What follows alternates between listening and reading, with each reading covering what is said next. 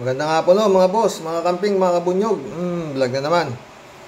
Salamat doon sa dumadagdag na subscriber, no? Tsaka ako doon sa magagandang comment nyo. Mamaya mag-collab tayo. Nagka-interest lang ako rito eh. Ano ito eh? 3 days ago.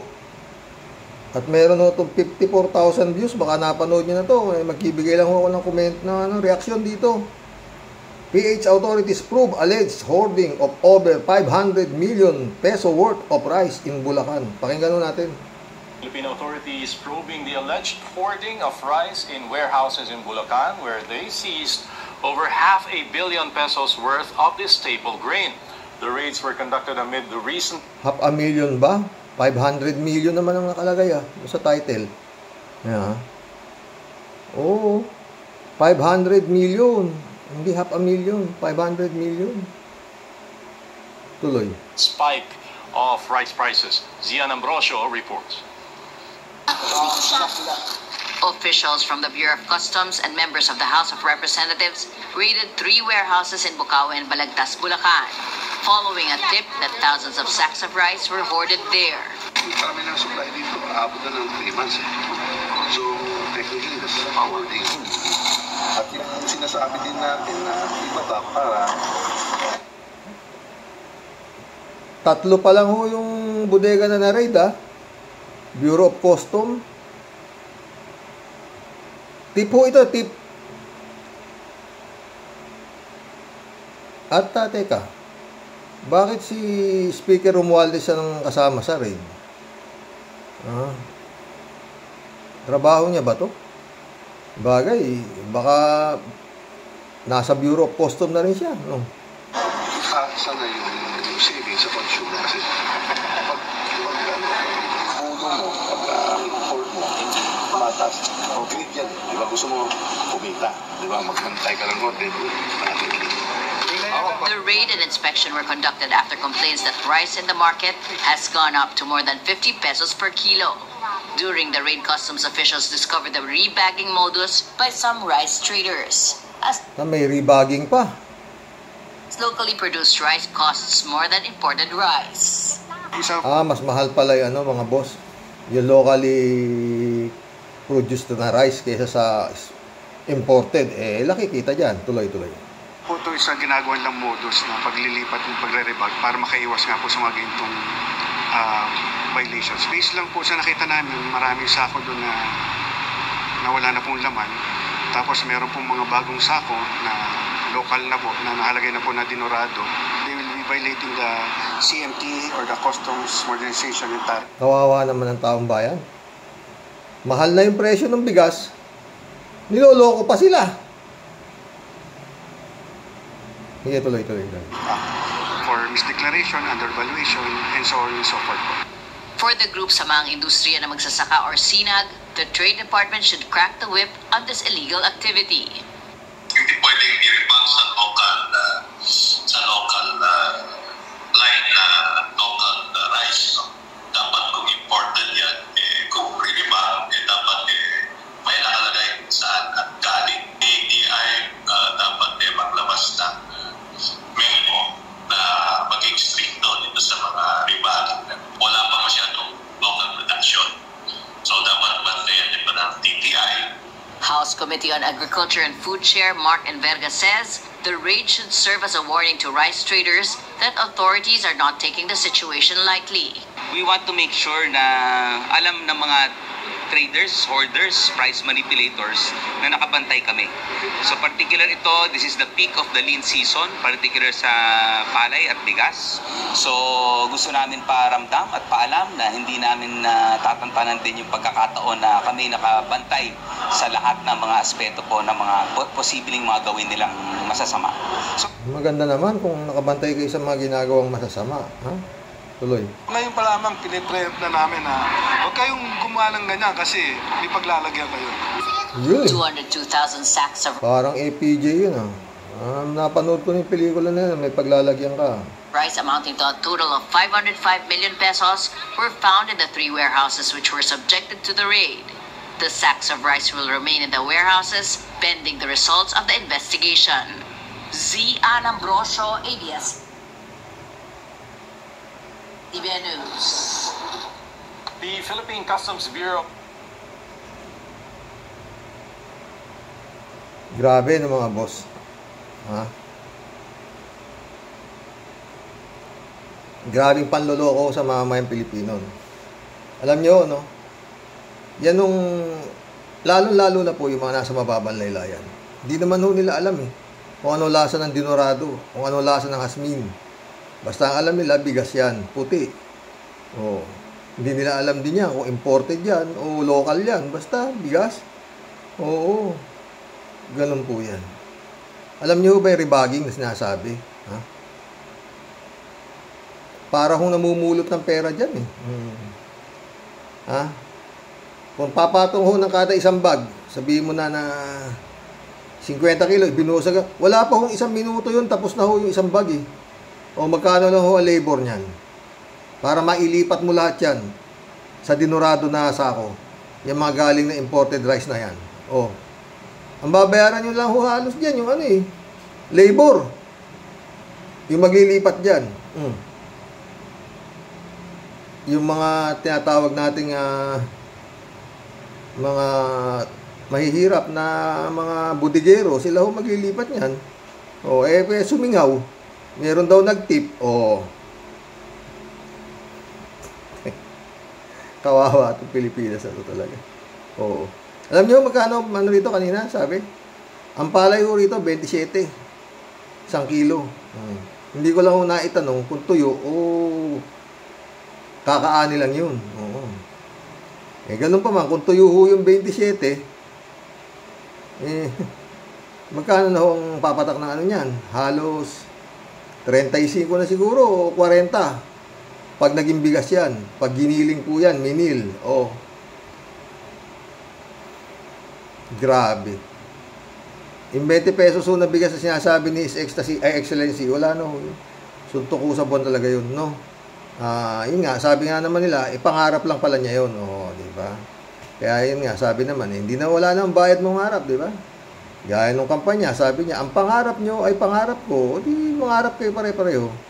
Oo, ang problema, si Excellency, basta siguradong nagmamantika yung bigas niyan. Yung mga milagrosa, baka red rice pa kinakain yan, yung pinakamalo, lahat ho yan, kongreso na yan, wala akong kumakain ng ordinaryong bigas dyan, mga boss, mga chief. Pinakamalong bigas ang kinakain ng mga yan. Ay nako, si Juan de la Cruz ang kawawa dyan, ha? Mantakin mo. 3 bodega pa lang ho yan, marami pa ho yan, tignan nyo. Magtuturo at turuan yan eh. Problema dyan, no? Hindi ba alam nung mayor yan na merong ganyan dyan na nagho-hoard ng rice? Hindi ba alam ng governor yan dyan? O kung sino man nakakasakop na barangay dyan na may ganyan? Ang nakakatuwa, si Speaker Romualdez kasama sa raid. Tsaka si Tulfo. Ano si Tulfo? Oo. Ang karamihan ng gumagawa niya pag MBI, Bureau of Customs, no? Ewan. Bagay, ngayon lang mo nangyari ito. Oo. Baka sa susunod niya, si Senate President Subiri kasama na rin sa raid. Sakit sa ulo nangyayari sa Pilipinas, mga boss, no? Grabe. Ano na? Anong kabaliw? Sa bagay, ngayon lang din ho nangyari dito sa Pilipinas. Siguro sa buong mundo. No? Presidente ka na, ano ka pa? DA Secretary ka pa. Vice President ka na, DepEd Secretary ka pa.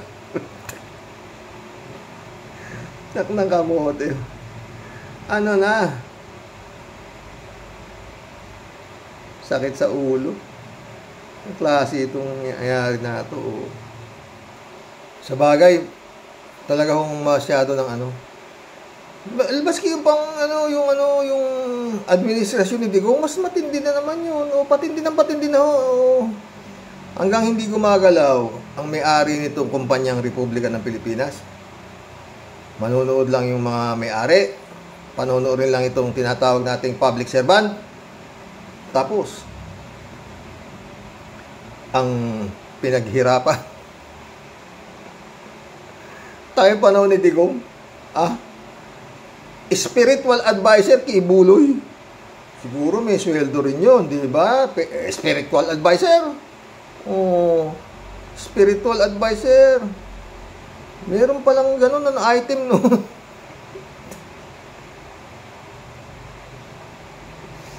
At ang economic advisor,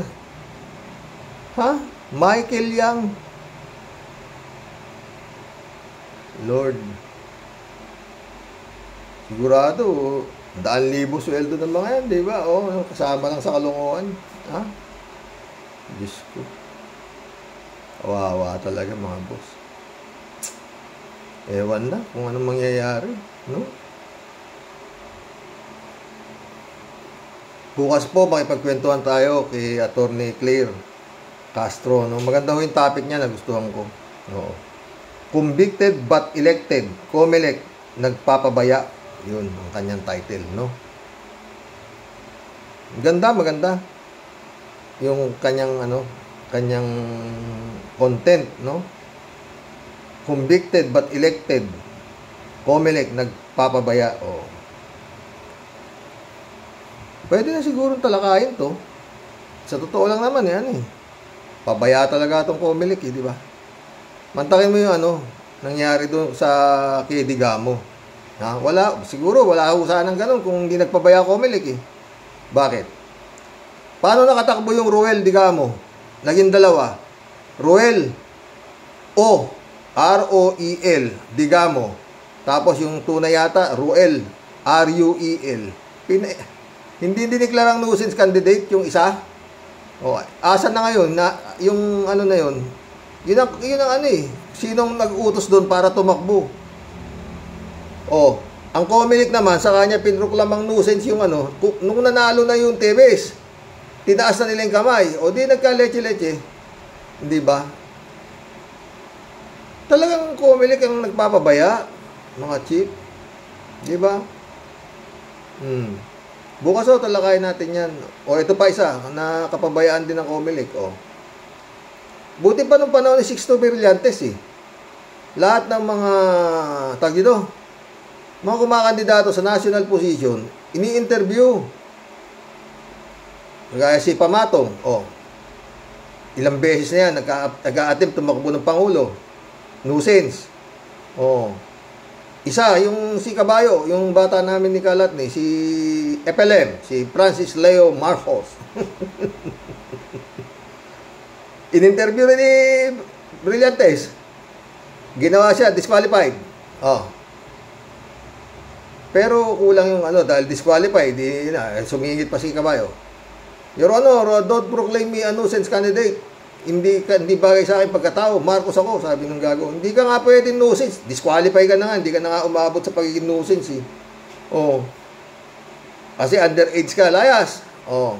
Kaya si gago, dala-dala. Marcos ako ha. Kaya ako na-disqualify kasi underage ako. Hindi ako peke. Alam yung tao kasi ba't dami naman tanga naman, aba? Ako ay kapatid ni Bongbong. Ang tatay ko si Ferdinand Marcos. Ang dami katiwala sa gago. Namigay lang ng paklan siya nung pandemya, di ba? Nagdadaldal. Na tatay ko si Marcos, ang pumirma sa birth certificate ko si Pacifico Marcos. Ako spiritual wonder boy. Okay na, ang daming nagpadala. Habang nagngangangak si gago, ang daming tumutulong, mga OFW na natanga niya. No? Naniwala na Doon. Tawag ko kay Brother Eli. Kasi si Brother Eli, matagal ni Ferdinand Marcos Sr. Yung mga yan eh. Yung mayor ng Caloocan. Yung tatay niya si Baby. Dikit na dikit. Yan ang mga parang kumbaga sa mga Marcos boys ng panahon ng martial law. Kaya wala nga election panahon yun eh. Diba? Yan. Brad, kilala mo ba itong ano to? Tanong mo nga kay tatay kasi ni Brother Eli, si Baby. Tanong mo nga tatay mo kung kilala nga. Ewan ko ba mga boss? Oo. Ito matindi. Ngayon gano'ng kababaya yung Comelec, ha? Mga boss. Nag-file pa yan, nakakulong si Kumote, di ba? Nakakulong si Mang Hussein. Nag-file ng pagkasenador. Aba, nakatuloy. Buti walang kumusta sa akin eh. Ang sabi ko, maanunusis candidate itong buong na to eh. Oo, kasi nga, yung illegal use of alias, illegal use of passport, meron pang, ang daming kaso eh. Nakakulong nga eh. Akalain mo pinayagang tumakbo, paano kung nanalo yan? Ha? Francis Leo Marcos. Ano ba naman yung Comelec? Diyos ko. Ewan. Sakit sa ulo, no, mga boss. Anyway. Ito nga si His Excellency. Akalain mong nakatakbo yan. Mismong Chairman Comelec si Bardagul. Commissioner Rowena Guanzona nagsasabi. Na-disqualify yan. Nanggigigil.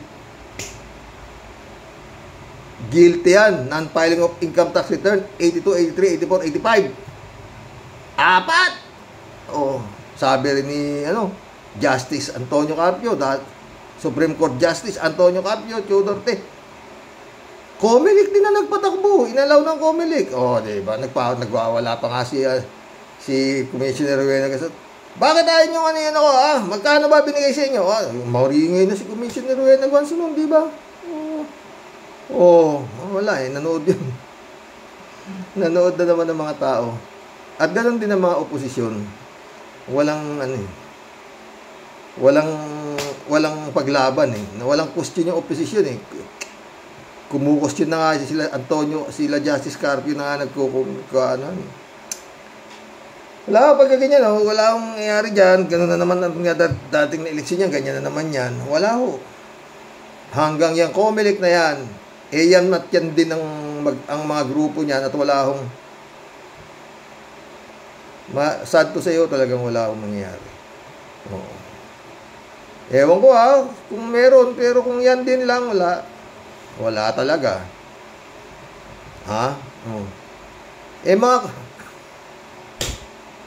Mga may kaso nananalo. Anak ng kamote, At ang matindi ngayon mga boss, sa Senado natin, napapanood nyo ba? Talagang wala na, Wala na. Ikagaya nung mga panahon nila, Hubito Salonga, na nung panahon, walang ganyan. Dito yung Senado natin, parang korte eh. Sila investigador, sila pa judge. Okinawa, Japan, ano ba yan? Pag hindi nila gusto yung sagot mo, i-contempt yan. I-kulong yan. Wala akong ganun nung panahon ng Diyos ko. Wala akong ganyan. Nung wala pa martial law, wala akong ganyan. Matitino, respetado mga senador, totoo yan. Maski congressman noon, respetado. Wala talaga. Nagkaloko-loko lang din kasi mga boss. Nung pumasok na sa Senado, ang mga tinatawag nating mga action star, doon na nagkalintik-lintik eh. Napasukan na kaya nga dapat baguhin mga boss. In order to be a senator or a congressman, talagang dapat, or a president and a vice president, dapat talaga degree holder ka. Hindi sa nanlilit sa hindi nakatapos. Ako hindi naman ako nakatapos pero maganda ho talaga tignan nyo nga yung Senado, may nagsusuklay ng bagote. Lord, upakan kita. Natatawa ako kay Atty. Claire, totoo. Ang galing po niya. Subscribe niyo po siya. Marami na 10,000 na rin ang subscriber ni Atty. Claire. Magaling talaga. Marami po kayo mapupulot sa kanya. Totoo. Marami yung magagaling na Lord. Nung klase itong Comelec na to. Kalahin mo yun? Di ba sila nanonood na YouTube? Di nila kilala si Francis Leo Marcos.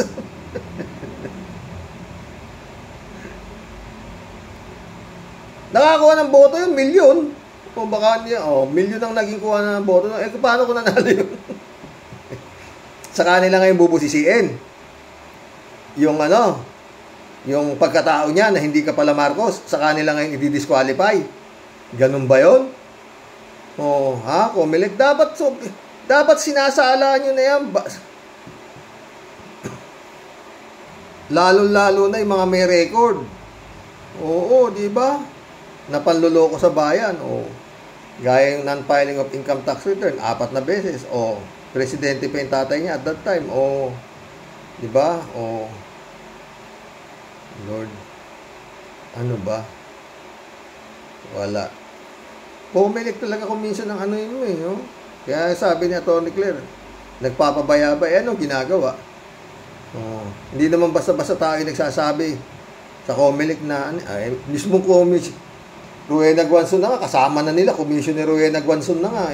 Pinagkaisahan nila, parang, kaya nga paagwawala si Commissioner Rowena Guanzon, pinagkaisahan siya, nag-iisa na lang siya Magkano ba? Sabi niya, anak ng kamote. Ay, nako.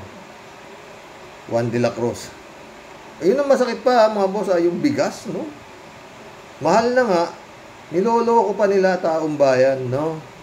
Tsaka yun nga, ang nanguna sa raiding team, House Speaker Romualdez. Okinawa, Japan. Ano yan? Anong klaseng politika? Trabaho ba niya yan? Mag-raid? Bilang House Speaker? Ewan ko Baka trabaho niya na yan. Oo. Overtime, gano'n. Ewan. Lord. Patay tayo dyan. Bukas maganda yung topic natin. Magkulaman tayo. Ganda ng comment nyo tungkol dito kay Pura Luka-Luka Kalati Baya, shout out. Ano to? Basta kabayo, guwapo. Good afternoon, Karoke. Lapirutin mo na, Karoke, sabi niya. Akira Milo, shout out. Wala na, Kalatni. Wala na yata. Pag may time ka, Kalatni, kontakin mo ko sa Messenger, usap tayo, masaya magkakwentuhan tayo, Ito sabi naman, sabi ni Kalatni, nakabatak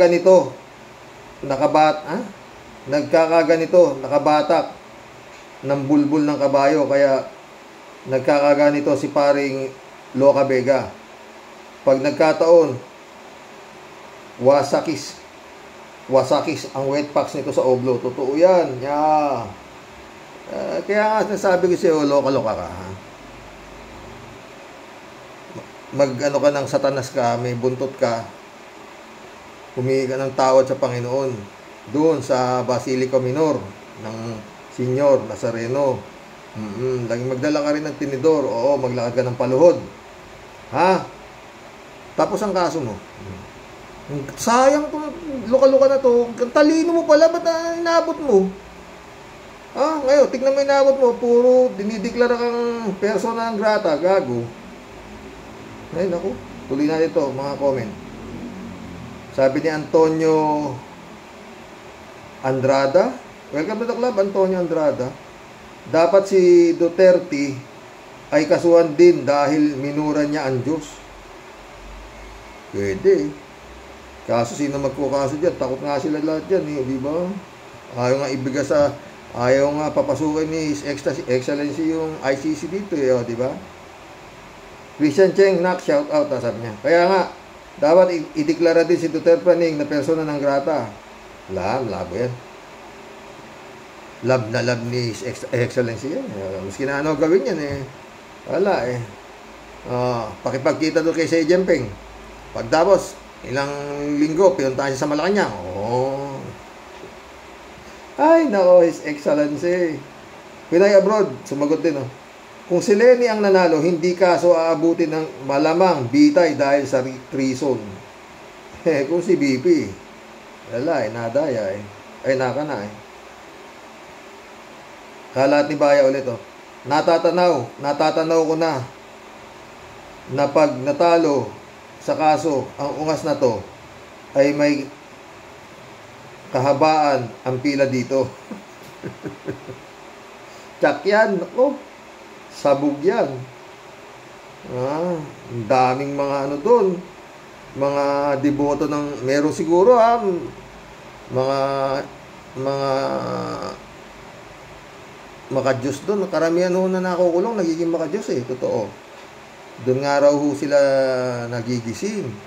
At nakikilala nila ang Diyos na nakalimutan nila nung sila'y nasa laya. Mga ganun, may story doon Nanonood ako niyan Mudi Muma, shout out. Sabi niya, "Hi Karox, good evening po. Tama po. Pura loka. Nakasuhan yan. At may pinag-aralan ka mataas. Wala kang galang sa Diyos. Dapat lang yan sa iyo. Binigyan ka ng Diyos ng talino." Talaga nga, binigyan ng Diyos ng talino, naging gagong ulol Friend Amy Bingson, shout out. Bilinda Magtangob, Dolor Garcia, my friend, shout out. Sabi ni friend Amy, halatadong may utak ang siraulong yan. Kaso sumobra sa kayabangan niya, sa katawan. Sumobra ang self-confidence niya. Gusto niyang sumikat. Ayan, nakamit naman niya ang kasikatan.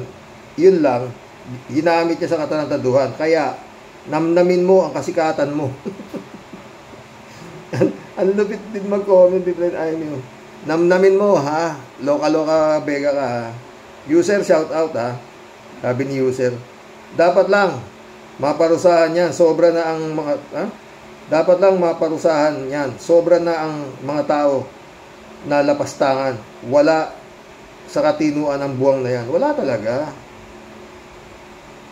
Pero kung si Satanas ang ginaya mo, palagay ko baka mas marami kang subscriber. Ay, marami kang views. Mas hawig mo si Satanas kaysa kay Panginoong Jesus Cristo. Kaysa kay Black Nazarene, buwang ka talaga. User, shout out, sabi niya. Dapat ganyang mga tao ay tinatamaan ng kidlat. Sana nga.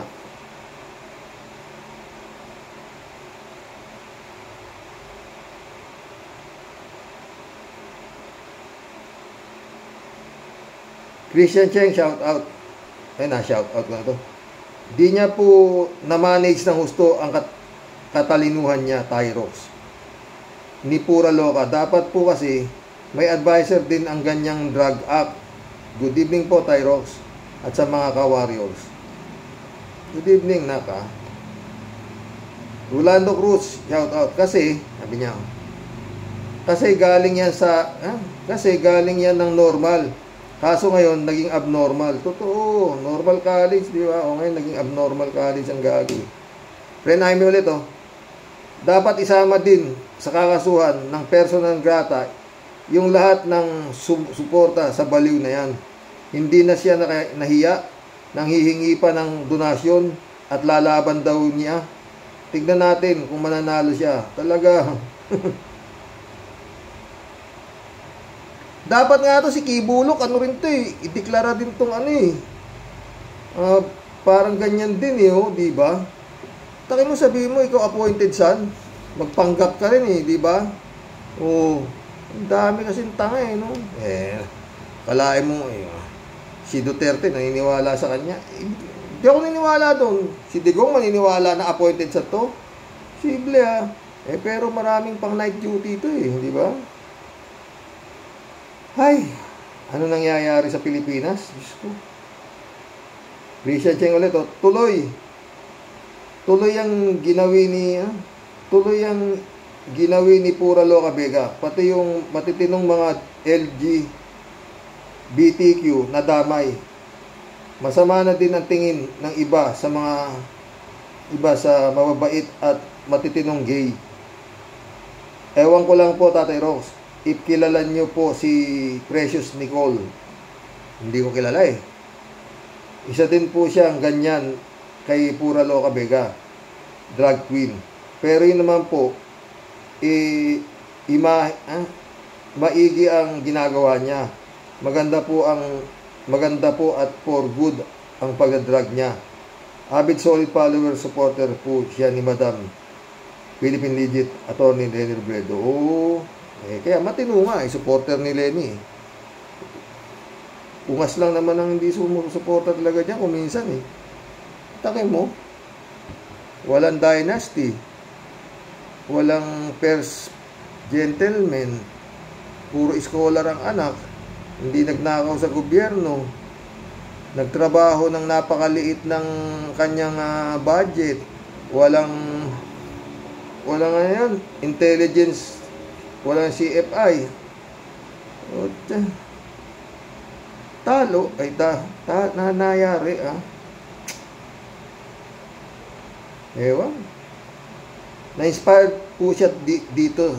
And since then po, Tyrox, yung napanalunan ni drag queen Precious Nicole, idinonate niya po sa Angat Pilipinas Incorporated, Angat Buhay NGO Foundation ni Madam Lenny Robredo. Mabait yun.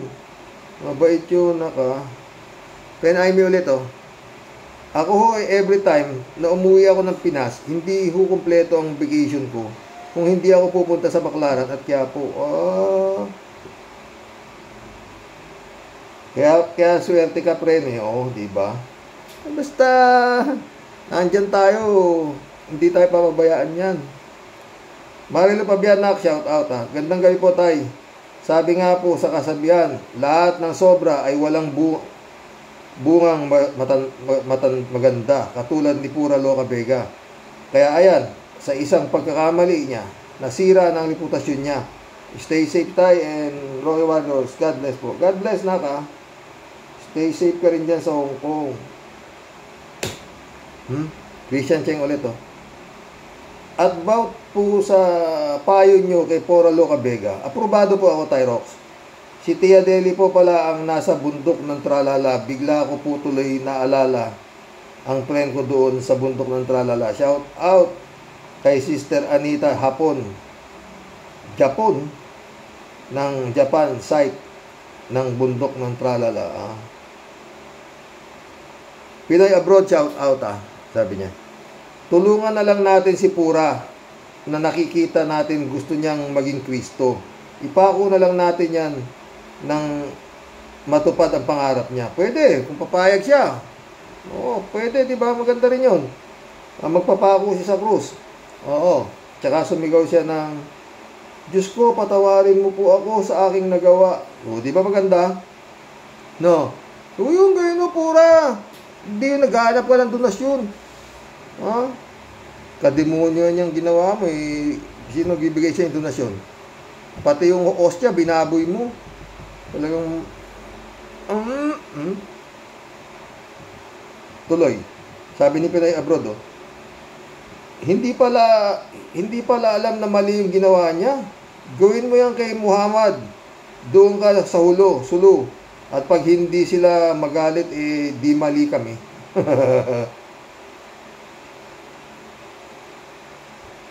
Born Free, shout out sabi ni Born Free. Siguro akala niya ay walang katolikong Kristiyano at extremist tulad ng mga Taliban at Ayatollah sa Iran. Siguro. Welcome to the club, Born Free.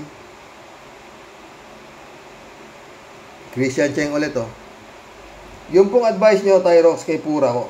Kala ko po, sasabihin niyo no need to costume na or other props yung si Loca Vega. Kala ko po, ipapayo niyo doon, rumahan pa sa Malacanang sa Senado at sa Kongreso kasi mga nandun ang mga no need to impersonate na mga kampo ng strong evil. Salamat po, Tatay Rox, sa kwentong ito. Ingat po and God bless. God bless, Christian Cheng. Nida Manawis. Welcome to the club, Nida Manawis.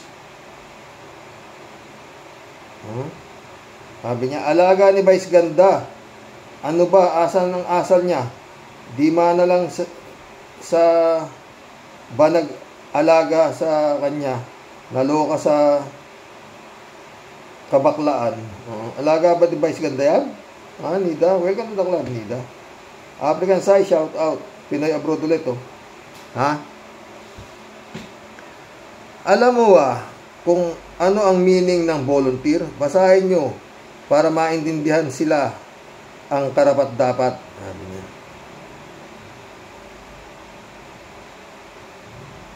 Elizabeth Iscare, shout out Good evening, Sir Rox. Naku, Sir Rox. Ang ganyang klase ng tao na nabuhay sa ating bansa, dapat sa kanya itapon sa Mars para doon manirahan. At least kahit ano pa ang gawin niya doon, wala nang makikialam. Bagay sa kanya, pura loka. Pero mas bagay sa kanya, demon loka-loka. Kasi demonyo siya. Wala siyang respeto sa mga sumasampalataya kay Jesucristo na ating Panginoon. Pero iba ata ang paniwala mo, demon loka-loka. Doon ka na sa Mars, buwang. Anong Mars? Wala, paano siya makapunta ron? Doon siya sa Muntinlupa para malaman niya. Makita niya yung mga doon, tag dito, mga deboto ng Kristo. Karamihan po sa mga nasa loob ng Muntinlupa, may mga tatok. May mga tatak na Jesucristo, yung mukha ni Kristo sa likod. Ang dami. Mababait sila doon, pora Luka. Maniwala ka. Mamahalin ka nila doon, Elizabeth Iscari ulit, Nagtataka ako kung bakit marami pa ring may gustong manood at ikinatutuwa ito ng mga kamember niyang mga buwang din at mga walang respeto. Dapat itong makulong at para di pamarisan ng iba. Naku, baka nakatakas yan sa mental, Sir Rox. Kakabwisit itong taong ito. Demon, luka-luka. Galit si Elizabeth Iscari. Elizabeth Iscari ulit, Sir Rox, dapat huwag nyo i-vlog uli ang buwang na ito. Nasisira araw ko sa buwang na yan. Dapat talagang tanggalin na ito sa lahat ng stream ng media para tuluyan ng mawala ito. Hoy, demonyo, luka-luka, nakakahiya ka sa pamilya mo, dapat sa iyo, isumpa ka, pwe ka, sabi niya. Galit si Elizabeth. Sino matuto, Aber? Pero kung susundin mo pura yung payo ko sa'yo, maraming sa'yo, maaawa sa'yo, tsaka bibilib sa'yo. Tsak na milyon-milyon ang views mo ron. Oo, nakaluhod ka, na may sungay ka, tsaka buntot, may dala kang tinidor, may hingi ka ng tawad sa mahal na senyor. Doon sa Basilica, mapapatawad ka na ng sambayan ng Pilipino at sambayan ng Katoliko. Totoo, may views ka pa ron, marami. Siguradong trending yun. Yun ang trending. Pero wag kang kailangan yata wala kang brief dun May brief ba si Satanas?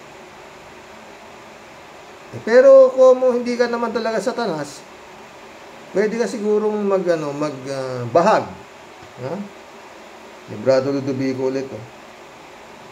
Shout out, Librado. Blessed morning po, Karox. Watching from Edmondo, Alberta, Canada. Gerald Jelly, Ron Jelly. Shout out sa India, sa Canada. Hindi pa ba nakausap sila, friend? God bless po, stay safe, healthy, and ginawa niya taong yan. Karma siyang ang pinagaralan. Yan ang napala niya. Totoo, yan ang napala niya. Pero gago talaga. Sige, sabi niya. Anong tawag ito? Declare niyo pa ako ng persona ng grata. Talagang si Raul talaga yung gagawin mo. More, sabi, ulol talaga. Ferdinand San Juan, shout out. Good evening po, Karox. Si Pura Loca Vega, gusto niyang sumikat sa maling pamamaraan. Kahit bastusin niya ang imahe ng mahal na pong Jesus Nazareno. Sagrado ang mahal na pong Nazareno. Ito naman, ininsulto niya tayong sagradong Katoliko. Iba't ibang uri ng tao sa lipunan. Mahirap, mayaman, matanda, bata ang kinalaban niya. Kung ano man ang kanyang katayuan ngayon ay ganti o hatol ng tadhana o kabayaran sa kanyang kasalanang ginawa. Apektado ng pag-iisip niya kung naninindigan siya sa mali, siya na rin ang gumagawa sa sarili niyang kagipitan. Pinaliit niya ang kanyang mundo. Dapat humingi na siya kapatawaran sa publiko. Aminin niya ang kanyang pagkakamali. God bless po. Hindi nga aamin eh. Naghahanap nga ng aming gago eh. Ng donor. At lalaban daw sa korte yung si Raulo. Eh, gagawin natin. Yun ang gusto niya. Fernando Ambas, shout out. You are correct, sabi niya. There is only a very thin line between genius and a morons. Totoo naman eh. My advice to Luka is to dress like the Black Nazarene with a heavy cross on his shoulder and walk on bended knees the whole width, the length of the Philippines, including the island, to show his repentance. He should enter and pray in every Catholic church along the way. Ooh, pwede. I'm a graduate of PNU, and a coordinating principal, Lucas. Action is a great disservice to the institution and the great dishonor to the teaching profession. Totoo yan. Fernando Ambas, ha? Federico Mandak, shout out, ha? Ano kaya nararamdaman ng pamilya ni Pura Loca Vega? Suportado kaya nila si Pura Loca? Yung paghingi-hingi niya ng tulong pinansyal para sa hearing ay isa pang iinsulto sa mga tao. Patawarin ng Diyos kung sinong tutulong sa kanya, pati yung abogadong hahawak sa kaso niya, kung meron man. Totoo yan, Federico Mandak. Yan sasabi ko nga.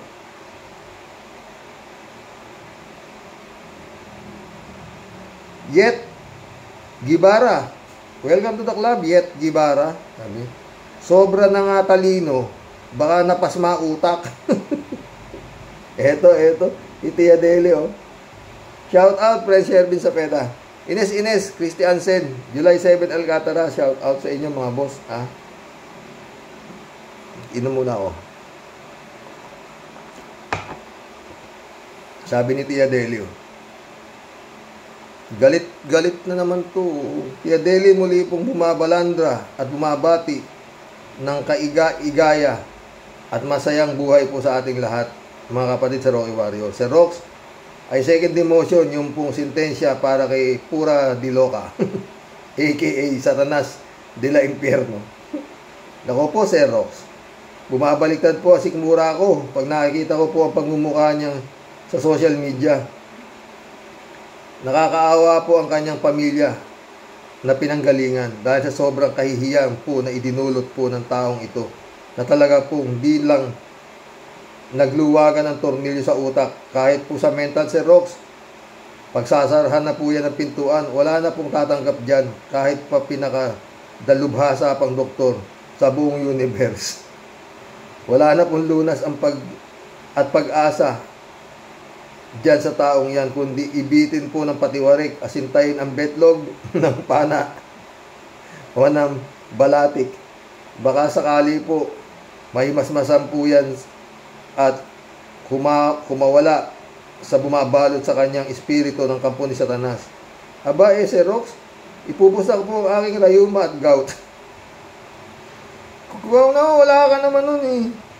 Oo, imposible ah. Wala na pong pag-asa yan. Surrender po ako dyan, Sir Rox. Kahit ano pang evaluation ang gawin ko dyan.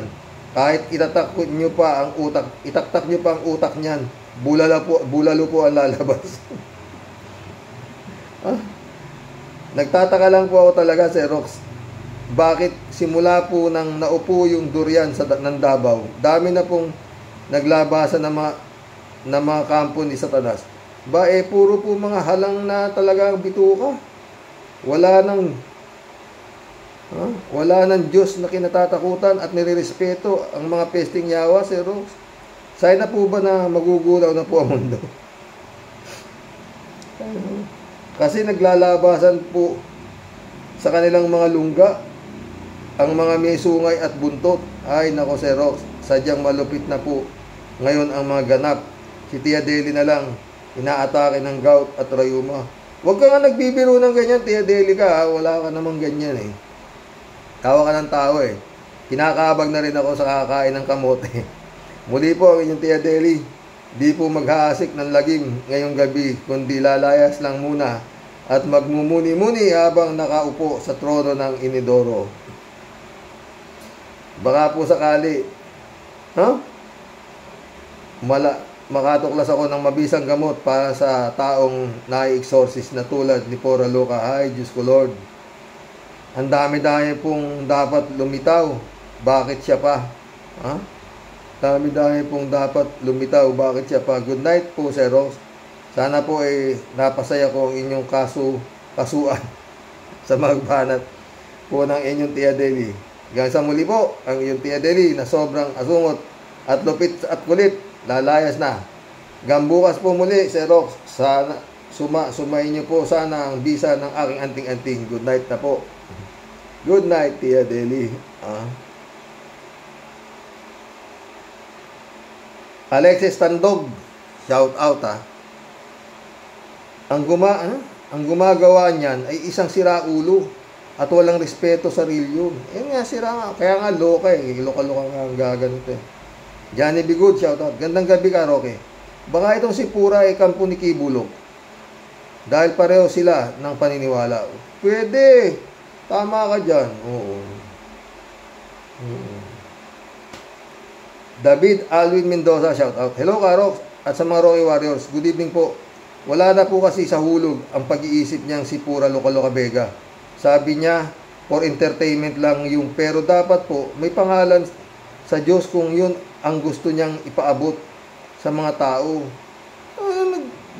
Gunggong talaga diba, friend David? Anong entertainment? Gago ka ba?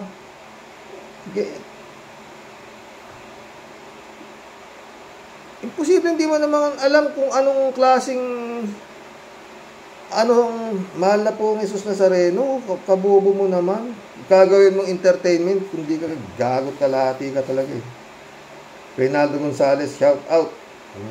Xerox, ang ganda ng payo mo kay Pura Loca. Dalawa pala payo mo, pero dalawa rin naisip ko. Bumaboy kay Kristo. Isa na nga si Loca at yung nagmura kay Kristo, di ba? Sila pwedeng magtandem, lumakad ng paluhod sa simbahan ng Quiapo. Ang problema lang, Xerox, maaabala mga bumbero. Baka magsiklaban sa simbahan ng Quiapo, baka patungtong pa lang ng gate, umulan na ng apoy. Hindi, palagi ko kung magsisisi naman sila, di ba? Sabi ni Kalat ni Baya, hello, Miss Adelita Villarmino, the best. Maganda ba yan, Kalat ni si Miss Adelita Villarmino? Dalaga ba, dalaga? Miss di ba, Miss? User, shout out. May problema na yan sa utak, hindi ginagawa yan ng matinong tao. Bakit hindi nga si Satanas ang ginaya ninyang gagong yan? Galit si Yusef. June 360, shout out, June Lagon, my friend. Shout out, Brother Eli Asisio. Ramon Valencia, shout out. Sabi niya, good morning night, bossing. Ako, deboto rin ng Jesus Nazareno. Nagpatato pa nga ako ng mukha ni Jesus nung nasa Singapore pa ang barko namin. Si Iman ka pala, Ramon, sang-ayon ako sa payo mo at maglakad siya ng paluhod na may naglalatigo sa kanya para maramdaman niya ang sakit at magising siya sa katotohanan. At kung gusto niya, iapila ang kaso niya sa abogado si Igonyo. Nung mapanood ko ang video ni Loca, talagang kumulo ang dugo ko. At marami pa ang natuwa sa kanya. Sa Brazil, na binastos nila ang Panginoong Jesus Nazareno. Pagkatapos noon, pinaramdam sa kanila na nagalit ang Panginoong Jesus. Bumaha samantalang ang init ng panahon. Kaya sana huwag naman mangyari sa Pinas ang sinapit ng Brazil. Kumusta na lang sa lahat. Ewan ko friend Ramon Ito hindi mawala sa isip ko, mga boss. Doon sa mga taga-Tondo, mga deboto ng mahal na Santo Niño ng Tondo. Matagal na po itong nangyari. Ninakaw po ang imahe ng Santo Niño sa altar mismo. Ninakaw. Ninakaw. Alam nyo, kinapchap po yun eh. Pero ulan, ilang araw na ulan wala naman bagyo. Pero ulan ng ulan sa Maynila, ulan ng ulan. Hindi ko makalimutan to. Nung nabalik po yung na-recover kung saan sa merong ibinebenta sa kasi ivory siya wala akong bumili. Hindi ko rin na basta nabuo siya nabuo ang ninyo. Nung nailagay po sa altar ulit, tumigil po ang ulan. Hindi ko yan biro. Sa totoo lang po yan. Alam mo yan ng mga taga-Tondo. Bernardo Chansing, shout out. Mga kabaklahan, support Loka Bruhilda na inidolo nyo, binabalahura ang Poong Nazareno. Mga bakla, sumuboto na kayo, mga baliw. Yung mga baklang baliw na katulad niyan. Raul Villanada, shout out. Greetings, Kuya Rox. Dangan kasi maggalangan lang naman sa kung ano ang pananampalataya ng bawat isa sa atin. Pura, kagagawan mo yan, pinaliit mo ang mundo mo. Totoo yan, Raul. Ramon Valencia ulit to. Bossing, mas nakakapaniwala kung si Gadog ang lalatigo sa kanya. Oy, totoo yun, totoo yun. 3JC Hope, my friend, shout out. Saan ka na naman? Cassandra Daisy, shout out. Perfect advice, Mr. Rox. Magbago na siya dahil our God is a forgiving God. He is a confused spirit dahil sa work history niya. Ay hindi nagtatagal sa isang trabaho. 4 months only, then moves to another job. For 2 years, tapos magbabago na naman. Walang stability. The worst, wala siyang code of ethics and respect to religion. Kulong ang sagot sa kanyang pagka-insensitive sa ibang relihiyon. Totoo yan, Cassandra. Shirley Jaser, shout out. Sang-ayon po ako sinabi mo, Karox. Baka sakaling mapatawad siya ng lahat kong gagawin. Sang-ayon po ako sa sinabi mo, Karox. Baka sakali na mapatawad siya ng lahat kong gagawin niya. Kung gagawin niya yung payo mo sa kanya. Sigurado mapapatawad dyan. Mabait ang mga Katoliko. Shout out, Adorasyon ni Maranan. Mirna Regalado, shout out sa inyo mga boss. Emmanuel Scalona, nak, shout out. Boyong Kong Balong. Ant Ryan Yumura, shout out. Ant SKL Vlog, shout out. Mission accomplished mga boss. Hanggang bukas po. God bless. Huwag pong makakalimot kay Lord ang tanging pag-asa. God save the Philippines, mga boss.